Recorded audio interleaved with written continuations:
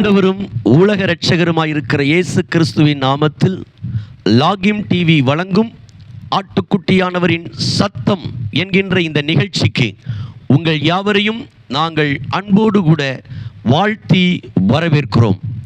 நீங்கள் எல்லாரும் ஆண்டோடைய பெரிய கிருபையினால் சுகமாக இருப்பீங்க அப்படின்னு நாங்கள் நம்புகிறோம். உங்களை இயேசுவின் நாமத்தினால எல்லாவற்றிலும் நீங்கள் வாழ்ந்து சுகமாய் செழித்திருக்கும்படி வாழ்த்தி உங்களை ஆசீர்வதிக்கிறேன். இருக்கிற இடத்துல கண்களை மூடி தேவ சமூகத்தில் ஜெபிப்போம். நல்ல ஆண்டவரே, ஆசீர்வதிக்கப்பட்ட இந்த அற்புதமான நல்ல நாளுக்காக நேரத்திற்காக நாங்கள் கர்த்தரை துதிக்கிறோம். இந்த நாளையும் இந்த நேரத்தையும் கர்த்தர் எங்களுக்கு ஆசீர்வதித்து தாரும். ஆட்டுக்குட்டியானவருடைய சத்தத்தை கேட்க அப்படியே சமூகத்திற்கு வந்திருக்கிற எங்களோடு பேசும். இயேசுவின் மூலம் ஜெபிக்கிறோம் நல்ல பிதாவே, ஆமேன், ஆமேன், ஆமேன். பிரியமானவர்களே, இந்த நாளிலே நான் உங்களோடு பேசும்படி எடுத்துக்கொண்ட கர்த்தருடைய வார்த்தைக்கான தலைப்பு தன் வேலையில் ஜாக்கிரதையாய் இருக்கிறவன். அதற்கு ஆதாரமாக நீதிமொழிகள் 22வது அதிகாரம் 29வது வசனத்தை வாசிக்கிறேன். தன் வேலையில் ஜாக்கிரதையாய் இருக்கிறவனை நீ கண்டால் அவன் நீசருக்கு முன்பாக நில்லாமல் ராஜாக்களுக்கு முன்பாக நிற்பான். பிரியமானவர்களே, இன்றைக்கு நான் என் வீட்டிலே நான் ஒரு முக்கியமான வேலையில் ஈடுபட்டு கொண்டிருந்த போது என் வீட்டிற்கு அருகாமையில் இருக்கிற சிலர் என்னை அழைக்கும்படி வந்தார்கள். என்ன காரணம் என்று சொன்னால், அவர்களுடைய வீட்டிற்குள் ஒரு பாம்பு ஒன்று வந்துவிட்டது. அதை அடிக்க வேண்டும், பிடிக்க வேண்டும் என்று சொல்லி அவர்கள் என்னிடத்தில் வந்தார்கள். ஆனால் அந்த சூழ்நிலையில் என்னால் அவர்களுக்கு உதவி செய்ய முடியாத ஒரு நிலையில் நான் காணப்பட்டு கொண்டிருந்தேன். உடனடியாக வனத்துறைக்கு தகவல் தெரிவிக்கப்பட்டது. அங்கிருந்து வனத்துறையினர் மிக வேகமாக அந்த பாம்பை அந்த இடத்திலிருந்து மீட்டு கொண்டு செல்வதற்கான கருவிகளோடு கூட அங்கே வந்தார்கள். சுமார் 5.5 அல்லது 6 அடி நீளம் கொண்ட ஒரு பாம்பு.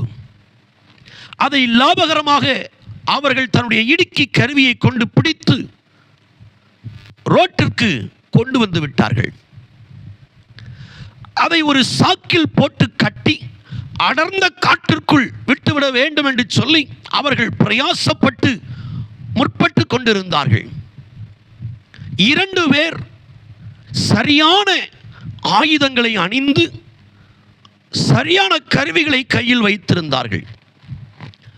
ஆனால் அதில் இருந்த ஒரு இளம் அதிகாரி மிக துணிச்சலோடு கூட அந்த பாம்பை பிடிப்பதற்கு எவ்விதமான கை உறையும் இல்லை, கவசங்கள் இல்லை, அந்த பாம்பை பிடிப்பதற்கான கருவிகள் அவருடைய கரத்தில் இல்லை. லாபகரமாக பிடித்து விடுவேன் என்கிறதான தன்னம்பிக்கையோடு கூட அவர் அதை பிடிக்கும் போது அந்த பாம்பு அவருடைய விரலிலே கடித்து விட்டது. அதற்கு பிற்பாடு நான் அங்கே போனேன். அவர்களை உடனடியாக மருத்துவமனைக்கு போகும்படி நாங்கள் ஆலோசனை சொன்னோம். உடனடியாக அவர்கள் மருத்துவமனைக்கு கடந்து போனார்கள். பிற்பாடு மிகவும் சிரமப்பட்டு அந்த பாம்பை அவர்கள் ஒரு சாக்கிற்குள் கட்டிக்கொண்டு வனத்துறையினர் எடுத்து கடந்து போனார்கள். என கண்பானவர்களே, இங்கே நாம் பார்க்கிறோம், ஜாக்கிரதை உள்ளவனுடைய காரியங்களை குறித்து நாம் பார்க்கிறோம். நாம் ஜாக்கிரதையாக இருக்க வேண்டும் என்கிற வேத பகுதியை நாம் வாசித்தோம். ஜாக்கிரதையாக நாம் இல்லாவிட்டால் நம்முடைய வாழ்க்கையிலே பல இழப்புகளை நாம் சந்திக்க நேரிடும். இன்றைக்கு நம்மில் அநேகர் இதர் போன்ற காரியங்களை செய்கிறோம். அஜாக்கிரதையாக, கவனக்குறைவாக, அனுபவ திறமைகளை நம்பி எளிதாக சில காரியங்களை செய்து விடுவோம் என்று நாம் எண்ணி சில காரியங்களிலே நாம் முயற்சி செய்யும் போது நாம் தோல்வி அடைகிறோம் என்பதை நாம் உணர்ந்து இன்றைக்கு மனம் திரும்ப வேண்டும். அவருடைய வாலிபம், அவருடைய வேகம், அவருடைய துடிப்பு எல்லாம் சரிதான். ஆனால் அதற்கான கால் உரைகள், கை உறைகள், அந்த பாம்பை பிடிப்பதற்கான கருவிகள் அவரிடத்திலே அவசியம். இன்றைக்கும் இதை கேட்கிற என் அன்பு சகோதரனே, சகோதரியே, நம்முடைய வாழ்க்கையிலும் கூட சில காரியங்களை நாம் மேற்கொள்ள வேண்டுமானால், ஜெயிக்க வேண்டுமானால், முறையான ஜெபம், முறையான வேத வாசிப்பு, தேவ சமூகத்தில் அமர்ந்து முறையாய் உபவாசிக்கிற உபவாசம், தேவ சமூகத்தில் பல மணி நேரங்கள் அந்நிய பாஷையிலே ஜெபித்து உள்ளான மனிதனிலே பலப்படுகிறது முரட்டு விசுவாசம், இவைகள் நம்முடைய வாழ்க்கையிலே மிக மிக அவசியம். எளிதாக எந்த கை உறையும் இல்லாமல், கால் உறையும் இல்லாமல், பாம்பை பிடிக்கும் கருவியும் இல்லாமல் நாம் அதை தொடுவோமானால் அது நம்மை தீண்டிவிடும், நம்முடைய வாழ்க்கை முடிந்துவிடும் என்பதை நாம் அறிந்து ஜாக்கிரதையாக இருக்க வேண்டும். இன்றைக்கும் அநேக கர்த்தருடைய பிள்ளைகள் ஜாக்கிரதை இல்லாமல் இருக்கிறதை நாம் உணர்ந்து இன்றைக்கு மனம் திரும்புவோம். கர்த்தர் நம்மை ஆசீர்வதிப்பார். ஜெபிப்போமா?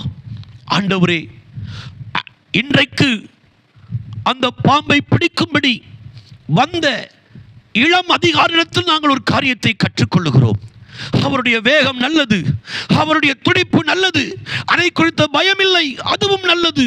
ஆனால் அதை பிடிப்பதற்கு கை உறைகளோ கால் உறைகளோ பாதுகாப்பு கருவிகளோ அவரிடத்தில் இல்லாமல் இருந்ததால் அந்த பாம்பு அவரை எளிதாய் தீண்டிவிட்டது. நாங்களும் இன்றைக்கு அநேக நேரங்களிலே ஜெபம் இல்லாமல், வேத வாசிப்பு இல்லாமல், பரிசுத்தம் இல்லாமல், அந்நிய பாஷை அடையாளத்தோடு அபிஷேகம் இல்லாமல், தேவ சமூகத்தில் உபவாசித்து ஜெபிக்காமல் பல காரியங்களை செய்ய நாங்கள் முற்படுகிறோம். அவைகளை தீண்டிவிடும் என்று இன்றைக்கு நாங்கள் ஜாக்கிரதையோடு எங்களை நாங்கள் காத்துக்கொள்ள எங்களை உடைய சமூகத்தில் அர்ப்பணிக்கிறோம். எங்களை ஆசீர்வதியும். சரியான ஆயுதங்களை தரித்து நாங்கள் சரியானவைகளை செய்ய எங்களுக்கு போதியும். இயேசுவின் மூலம் ஜெபிக்கிறோம் நல்ல பிதாவே, ஆமேன், ஆமேன். பிரியமானவர்களே, நான் உங்களுக்கு சொன்ன வார்த்தையின்படி தனி ஜெபம், வேத வாசிப்பு, உபவாசம், வசனங்களை மனப்பாடம் பண்ணுகிறது, தேவ சமூகத்திலே சில மணி நேரங்கள் அந்நிய பாஷையிலே ஜெபிப்பது போன்கிற ஆவிக்குரிய ஆயுதங்களை நீங்கள் அணிந்திருந்து கர்த்தருக்காக எழும்பி பிரகாசியுங்கள் என்பதை உங்களுக்கு அன்போடு கூட நாங்கள் சொல்லிக் கொள்கிறோம். கர்த்தர் தாமே உங்களை ஆசீர்வதிப்பார். God bless you.